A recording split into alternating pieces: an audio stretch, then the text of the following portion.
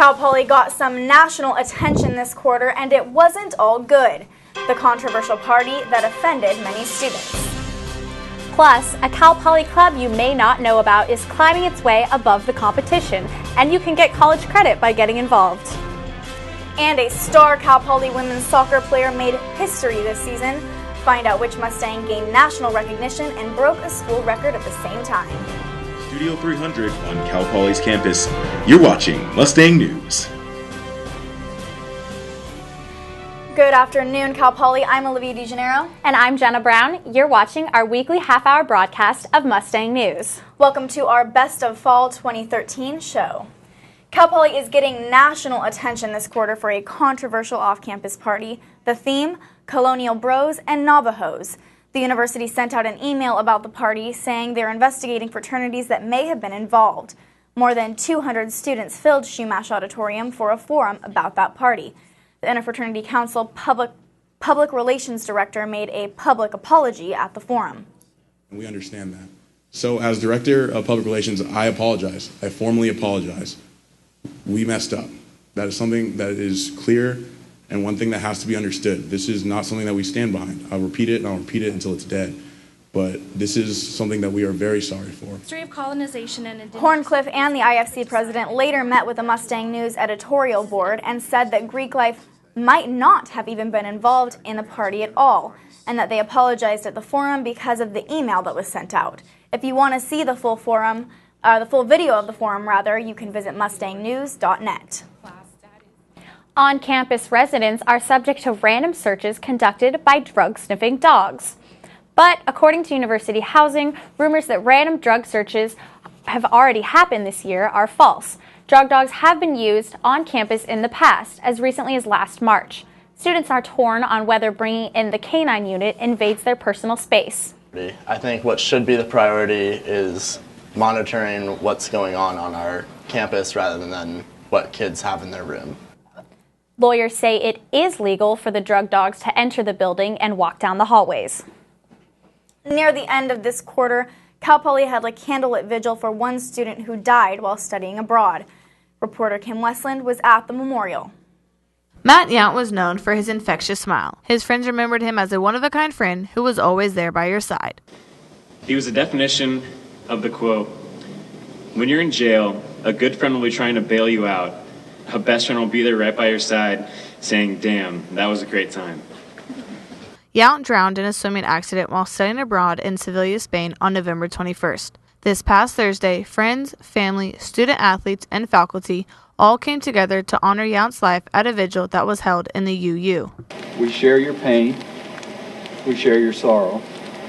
Just as your family has lost a son, our Mustang family has lost a dear loved one.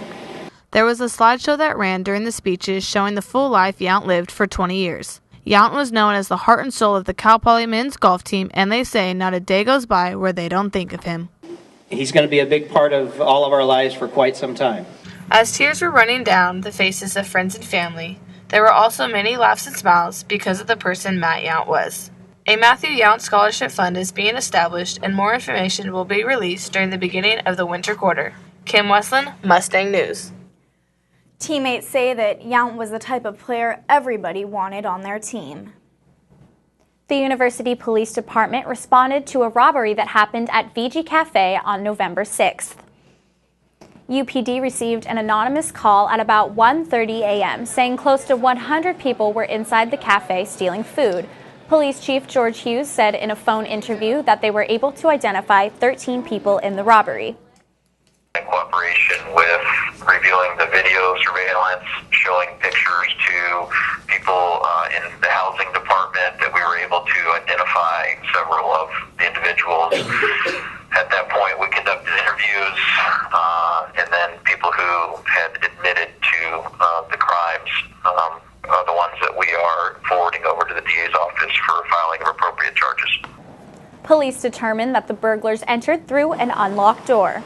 The damages were estimated at $1,400. Phones, tablets, and laptops are just a few examples of things students have had taken from out of their own homes this quarter. Whether through a window or walking right out your front door. Electronic devices became a target for thieves that are looking for a quick payday. Many individuals that will go in and will just check doorknobs. So if there's an unlocked door, nobody's home, they knock. Students that are preparing to go home for the holidays are urged to take their electronics with them. Lieutenant Smith says to write down the serial numbers of expensive items to help identify stolen property if it is recovered. Cal Poly is making a major change to its campus, and many SLO community members are not happy about it. At a recent forum, Cal Poly presented its plans to build a new housing structure for first-year students. The housing is set to be built in the student parking lot on Grand Avenue across from Yosemite Hall. But community members are questioning why the university is not considering a different site for the project. So the comments you hear a lot about is that, of course, we want the freshmen on campus and that will be safer and better for all of us, but you're putting it in our neighborhood. Other concerns include increased traffic on Slack Street and Grand Avenue and the safety of students and residents. The project still needs approval from the Cal Poly Board of Trustees before building plans are finalized in March. The College of Liberal Arts may see a fee increase. The Dean of CLA proposed an increase in college-based fees to President Armstrong. Right now, the College of Liberal Arts fee is less than other colleges at Cal Poly. The decision to propose a college-based fee increase was based on very careful consideration of numerous factors. And the bottom line was that we believe the students in the College of Liberal Arts deserve the very best education that we can provide for them. The increase would be $112 per quarter for full-time students and $58 per quarter for part-time students. A public comment period for CLA students will be held in February. ASI asked students a controversial question this quarter. President Jason Colombini proposed the idea of opening a pub on campus. Colombini says that Cal Poly is still a dry campus in name, just not necessarily in practice. If the pub is approved, the location is not yet to be determined. About 75% of students voted in favor of opening a pub on the ASI survey. If plans continue, current students will not likely be here when it opens. Putting a pub on campus could be something that allows us to further our efforts in promoting responsible alcohol consumption among our students if it does eventually come to life. Humphrey says that the logistics have not even been discussed by the administration. Cal Poly's undergraduate architecture program is the best in the nation. According to the Greenway Group's rankings of America's top architecture schools, Cal Poly is #1 for 2014. The university's Learn by Doing motto may be the reason Cal Poly stands out as a top program. The Greenway Group asked almost 700 architecture firms which schools best prepare their students for practice. Cal Poly beat out Cornell University as the top program, which has been ranked #1 for the past 5 years. And after the break, find out why Cal Poly is receiving $1.3 million from the Department of Energy and what the university plans to do with the money. Cal Poly researchers are using their Learn by Doing philosophy to make everyday transportation greener. Reporter Lisa Diaz takes a look inside the lab.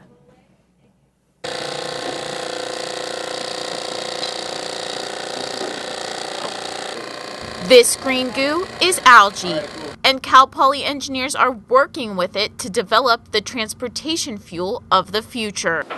Ducks like it, so we should like it too, because we can get lots of different energy. There's lots of ideas that people have that you can use algae for. The goal is to turn algae from municipal and agricultural waste into a sustainable biofuel. It's a terrific situation. I had a visitor here last week, and he was just amazed that we have so many capabilities at our pilot plant. 50 undergraduate students are currently working on the project. So it really is a student-run initiative. Engineering students design their own tests and experiments for the research. It's good because you learn to work with others in a lab environment, and it definitely gives you some valuable experience that you'll use in the future. The Department of Energy gave Cal Poly three $1.3 million grants this year to fund the project. The university was one of only 2 chosen in the nation for the most recent grant given in August. The best fuel of the future that you can grow is probably the one that you don't actually eat. So algae is a great source of that because people don't eat algae. It won't compete with the food supplies. Algae may be the fastest renewing source of biofuel. Algae, biofuel, is a great place to start because algae is really easy to grow. I mean, it grows even when you don't want it to. As for using algae research to cut down on fossil fuel dependency, it's worth a try. For Mustang News, I'm Lisa Diaz. The investment in Cal Poly is part of the Department of Energy's effort to make algae biofuels available by 2022. Well, it's said that a dog is man's best friend, but for Cal Poly sophomore Nora Williams, that statement means so much more. Nora's dog Dakota came from a background of neglect until Nora took her in as a family pet. Nora struggles with panic attacks and medicine was not helping, but everything's changed this past summer when Dakota helped Nora more than medicine ever could, and she became a service dog. She'll react first and she'll get really anxious. She'll pull the leash in different directions, and so I can't really continue my panic attack because it's too much of a distraction. According to the Disability Resource Center, Dakota is one of 3 registered service dogs on campus. To watch the full story, head over to mustangnews.net. At 13 years old, most people know how to write essays, but one Cal Poly student wrote an entire book when he was younger. That book has gone worldwide. Brianna Whitney shows us why. We knew that we had to share our grandparents' story with the world. For Cal Poly junior Daniel Deach, telling his grandparents' story was a must, a story of survival. This right here, this is my grandmother, and that's my grandfather. Survivors of the Holocaust, but that wasn't the case for all of his family. Either gassed in the chamber or they died on death marches. Daniel and his sister Lauren wrote a book at 12 and 13 years old, but Daniel says it isn't just a children's book.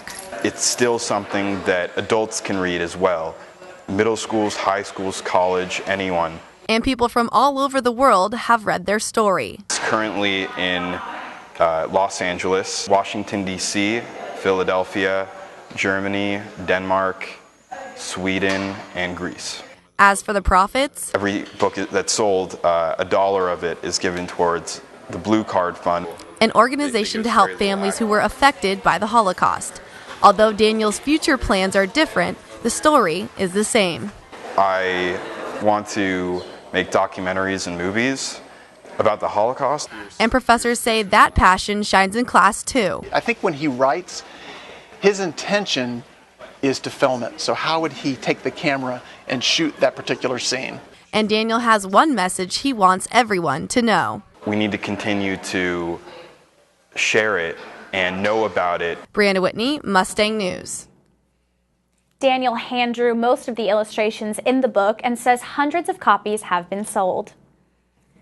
Living with your roommates might get easier thanks to a new Cal Poly created app.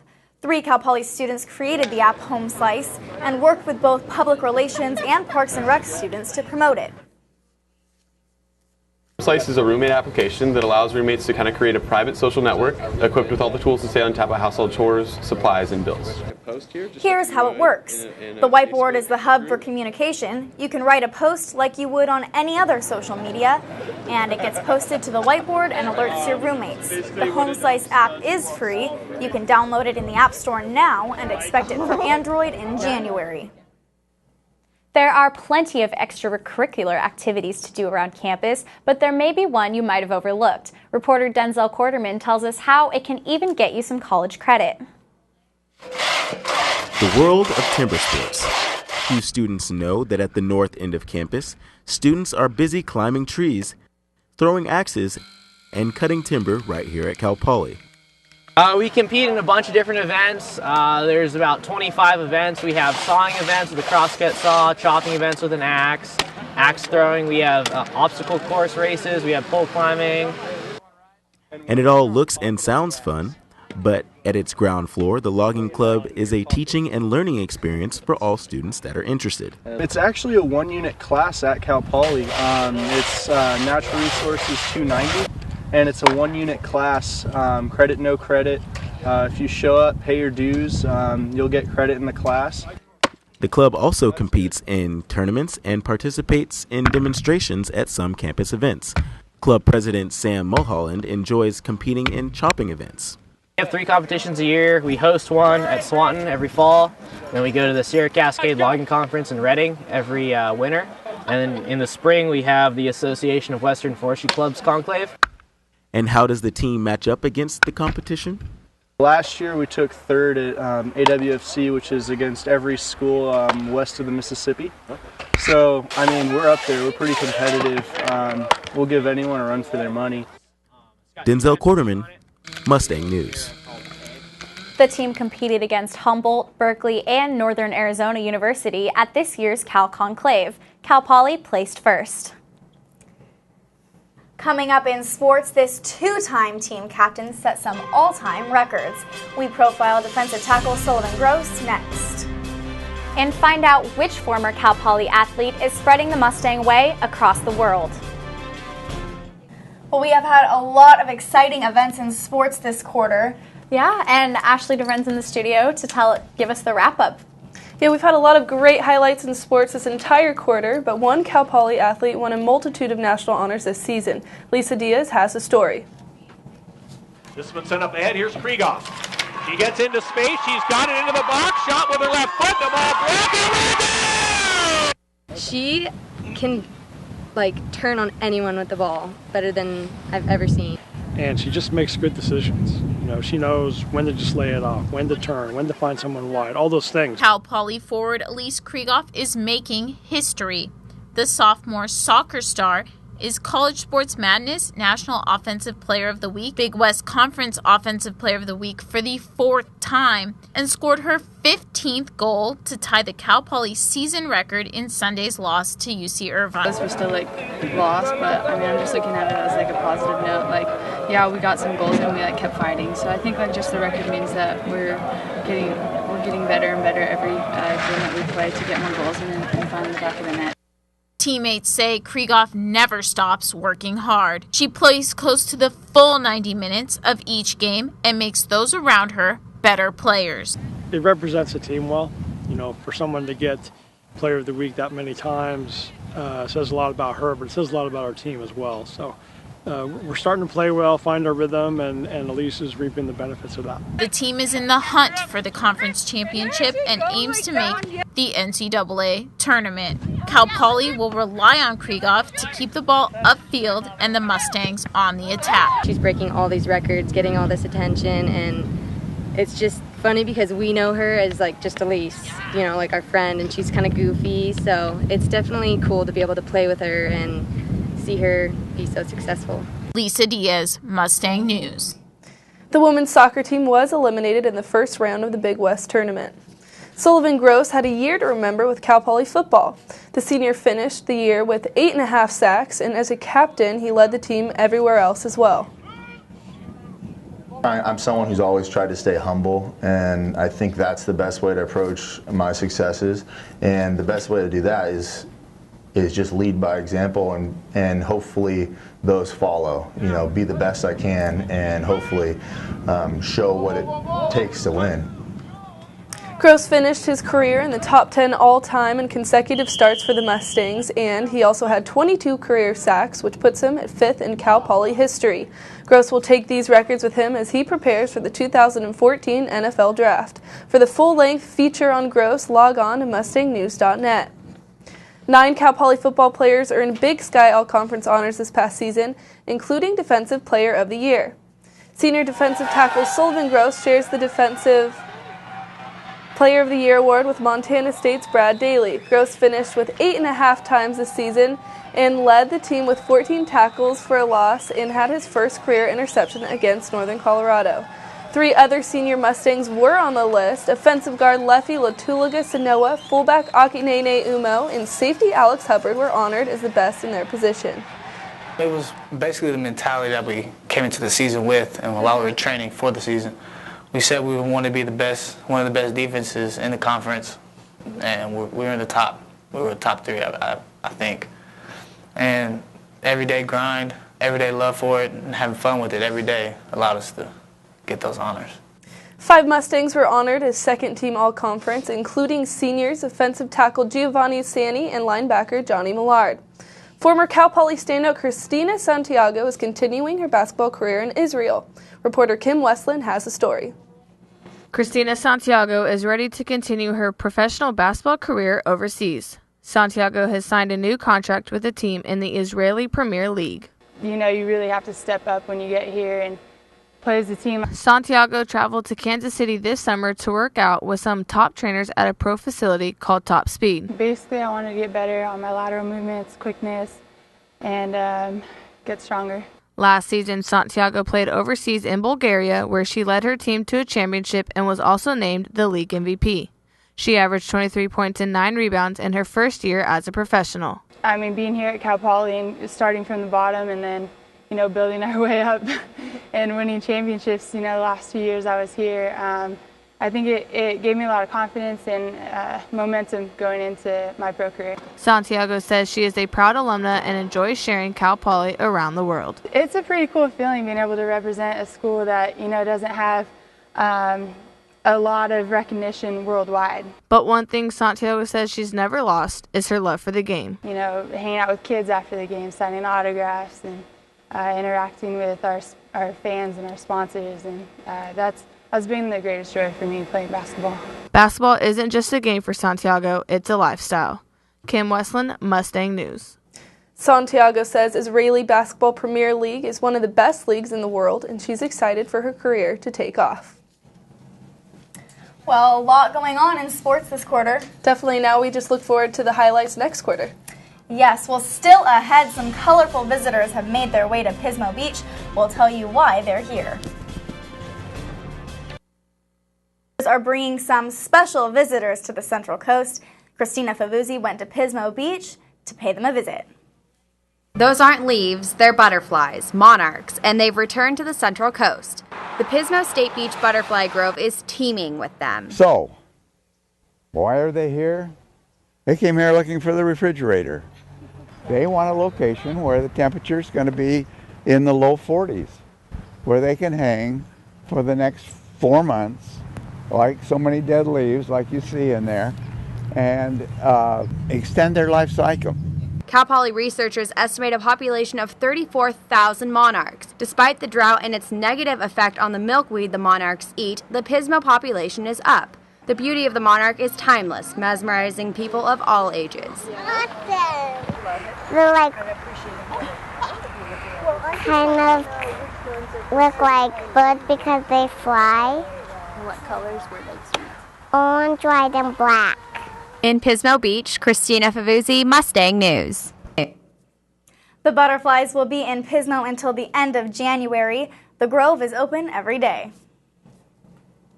We've all been to the beach, seen, and maybe hiked Bishop Peak and walked to class every day, but we got an exclusive look at some of these Central Coast landmarks from a different perspective.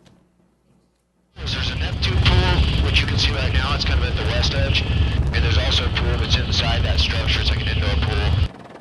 From exotic animals that roam near Hearst Castle to the type of air rescues CHP makes at Bishop Peak, pilot Ontiveros shared the history and secrets of nearby landmarks as we flew down the shoreline. The flight took about an hour and a half, and Ontiveros says that there's only one way to see it all. There's just so many recreational areas out there that you just don't know unless you go explore. The pilots make patrol flights like this daily and say during the 8-hour day they spend about 4 hours in the air. Cal Poly found its way into the national spotlight for more than one reason this year.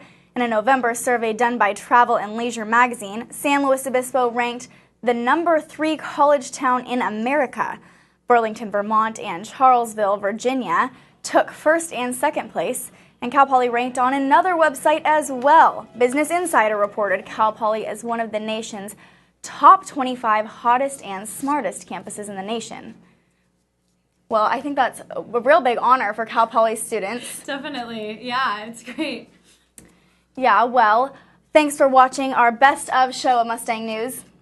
And you can tune in to our weekly half-hour broadcast That's on Charter Channel 19, UHTV Channel 7, and Campus Channel 2. You can also find constant broadcast coverage on mustangnews.net, and that will be updated all of winter break. Good luck on finals if you still have some, and happy holidays. Thanks for stopping by. We're going to leave you with a video of the Cal Poly Symphony.